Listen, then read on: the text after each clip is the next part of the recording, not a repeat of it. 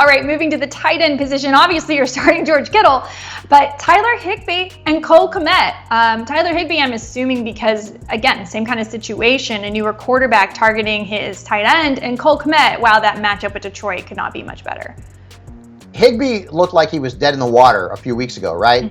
When they were playing backup and third-string quarterbacks in LA. Now they have Baker Mayfield.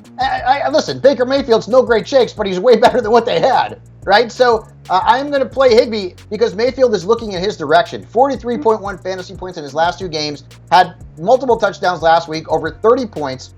Playing the Lightning Bolts, by the way, in the Battle of Los Angeles or Hollywood. And because the position is thin and HIGBEE's getting opportunities now, he's certainly worth a look. He'll be a top 10 tight end. And then Cole Kmet, who I've been saying to sit for the last few weeks, and he hadn't been great, but this is a really good matchup against Detroit. They've allowed the 5th most fantasy points to tight ends, and the last time Kmet played the Lions, 23.4 points. That was back in Week 10. Start Cole Kmet. And again, remember, this game, highest total on SI Sportsbook, 51.5 right now. So that game is juicy for your fantasy team. All right, you got big names on your sit list here. Mark Andrews and David Njoku. You say, if possible, don't start him. If possible. And I have been telling people for weeks not to play Andrews because he's just not the same player.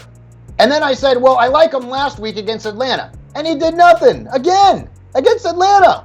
My voice is going up because I'm still shocked. I can't play him. How do you play Mark Andrews right now? Right? I mean, the guy's averaging 7 points a game in his last 8 games, and the last time he played the Steelers, he had 3.7 points.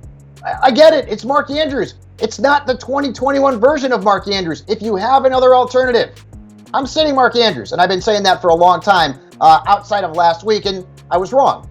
Now, David Njoku. The last couple of games, 5.8 points and 3.4. That's not good. And he's only had 5 catches in those games combined. Now he's got the Commanders.